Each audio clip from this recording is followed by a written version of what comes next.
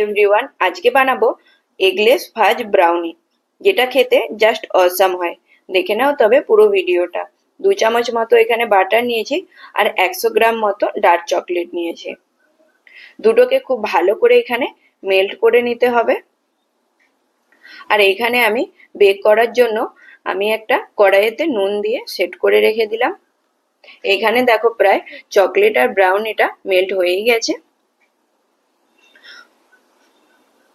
খুব ভালো করে মেল্ট করে রাখার পরে একটু ঠান্ডা করে নিলাম। আর এখানে কড়াইটা আমি প্রিহিটে বসিয়ে দিলাম, প্রায় 10 মিনিট মতো প্রিহিট করে নিতে হবে। আর এখানে আমি একটা বাটার পেপার দিয়ে কেক টিনটাকেও রেডি করে রাখলাম। খুব ভালো করে অয়েল গ্রিস করে নিয়েছি। এবার এর উপরে একটা ছাঁকনি বসিয়ে দিয়ে 1/3 কাপ মতো ময়দা নিয়েছি, যেটাকে খুব ভালো করে এখানে চেলে নিতে হবে।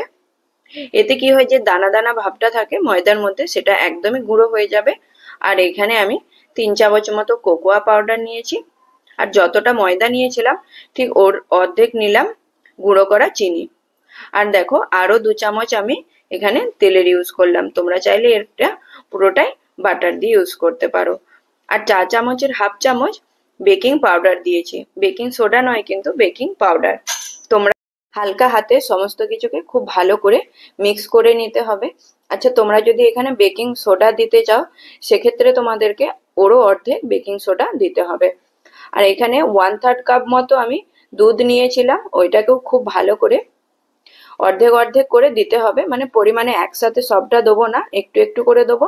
আর একটা থিক ব্যাটার বানিয়ে নিতে হবে। এটা কিন্তু কেকের ব্যাটারের থেকে একটু থিকই হয়।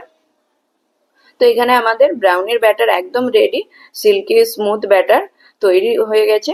দেখো ব্যাটারটা ঠিক এই রকম হবে। এখানে ব্যাটারটাকে একদমই আমরা ওভার মিক্স করবো না। আর ব্যাটারটা এখানে খুব ভালো করেই রেডি হয়ে গেছে।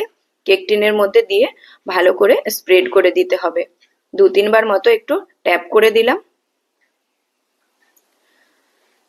কেমন হয়েছে আজকের রেসিপিটা অবশ্যই কমেন্টে জানিও। আর ভালো লাগলে একটা শেয়ার করে দিও।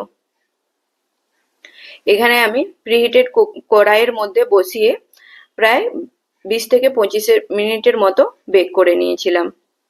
25 মিনিট তো লাগেনি, তার আগে আমি খুলে দেখেছিলাম। একদম এটা পারফেক্ট হয়েছে। একটা টুথপিক দিয়েও দেখে নিলাম, টুথপিকটা একদমই ক্লিয়ার আসছে। এবার ব্রাউনিটাকে আমাদের ঠান্ডা করে নিতে হবে।